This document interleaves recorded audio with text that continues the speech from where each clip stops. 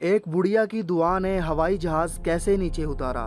جب اللہ تعالیٰ دعا قبول کرتا ہے تو اس کے لیے اسباب بھی مہیا کر دیتا ہے، مگر کیسے؟ تو ناظرین، اگر آپ نے ہمارا چینل سبسکرائب نہیں کیا تو ہمارا چینل سبسکرائب کریں تاکہ اس طرح کی ویڈیوز آپ کو ملتی رہیں۔ وہ گاڑی سے اترا اور بڑی تیزی سے ہوائی اڈے کی جانب لپکا۔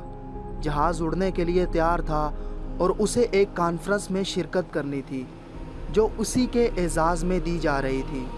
جلدی جلدی جہاز میں پہنچ کر اپنی مقررہ نشست پر بیٹھا اور ابھی جہاز اڑنے کے بعد کچھ ہی دور گیا تھا کہ اچانک اعلان ہوا، آسمانی بجلی کے کڑکنے اور تیز اور طوفانی بارش کی وجہ سے انتظامی آلات میں خلل واقع ہو گیا ہے، لہٰذا جہاز کو نزدیک ترین ہوائی اڈے پر اتارا جا رہا ہے۔ وہ جہاز سے اترتے ہی ہوائی اڈے کے عملے کے منتظم کے پاس پہنچا اور گویا ہوا، میں ایک جانا مانا عالمی متخصص ڈاکٹر ہوں، میرے لیے میرا ایک ایک منٹ انسانوں کی جانوں کے برابر قیمت رکھتا ہے، اور آپ چاہتے ہیں کہ میں یہاں 14 گھنٹے ہاتھ پر ہاتھ رکھ کر بیٹھا رہوں؟ کارکنوں میں سے ایک بولا، جناب ڈاکٹر ذیشان صاحب، اگر آپ کو زیادہ جلدی ہے تو ایک گاڑی کرائے پر لے کر اپنی منزل مقصود تک پہنچ جائیے۔ یہاں سے گاڑی میں وہ مقام 3 گھنٹے سے زیادہ دور نہیں۔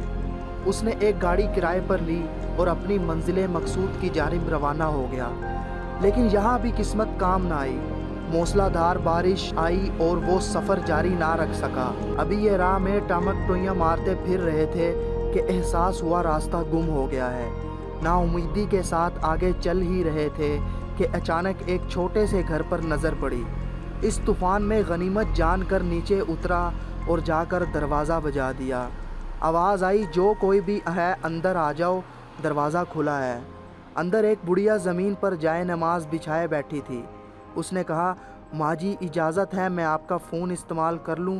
بڑھیا مسکرائی اور بولی، بیٹا کون سا فون؟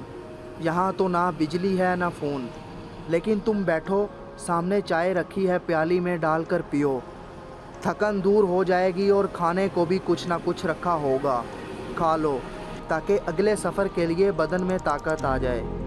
ڈاکٹر نے بڑھیا کا شکریہ ادا کرتے ہوئے پیالی میں چائے ڈالی اور پینے میں مشغول ہو گیا، جبکہ بڑھیا نماز و دعا میں مشغول تھی۔ اچانک بجلی کوندی تو ان کی نظر پڑی اس بڑھیا کی جائے نماز کی بغل میں ایک بچہ کمبل میں لپٹا پڑا ہے، جسے وہ تھوڑی تھوڑی دیر بعد ہلاتی جا رہی ہے۔